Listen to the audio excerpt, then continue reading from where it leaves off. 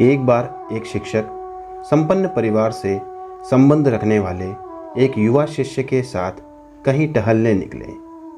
उन्होंने देखा कि रास्ते में पुराने हो चुके एक जोड़ी जूते उतरे पड़े हैं, जो संभवतः पास के खेत में काम कर रहे गरीब मजदूर के थे, जो अब अपना काम खत्म कर घर वापस जाने की तैयारी कर रहा था। शिष्य को मजाक सूझा। उसने शिक्षक से कहा, गुरुजी, क्यों ना हम ये जूते कहीं छिपाकर झाड़ियों के पीछे छिप जाएं। जब वो मजदूर इन्हें यहाँ नहीं पाकर घबराएगा तो बड़ा मजा आएगा। शिक्षक गंभीरता से बोले, किसी गरीब के साथ इस तरह का भद्दा मजाक करना ठीक नहीं है।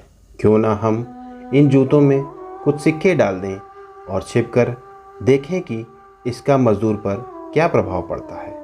शिष्य ने ऐसा ही किया और दोनों पास की झाड़ियों में छुप गए। मजदूर जल्द ही अपना काम खत्म कर जूतों की जगह पर आ गया।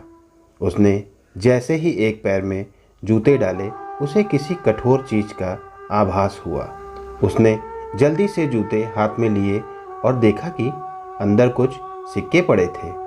उसे बड़ा आश्चर्य हुआ और वो सिक्के हाथ में लेकर बड़े गौर से उन्हें पलट पलट कर देखने लगा। फिर उसने इधर उधर देखा, दूर दूर तक कोई नज़र नहीं आया, तो उसने सिक्के अपनी जेब में डाल लिए। अब उसने दूसरा जूता उठाया, उसमें भी सिक्के पड़े थे।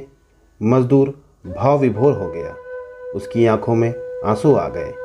उसने हाथ जोड़कर ऊपर देखते हुए कहा, हे भगवान, समय पर प्राप्त इस सहायता के लिए उस अनजान सहायक का लाख लाख धन्यवाद। उसकी सहायता और दयालुता के कारण आज मेरी बीमार पत्नी को दवा और भूखे बच्चों को रोटी मिल सकेगी।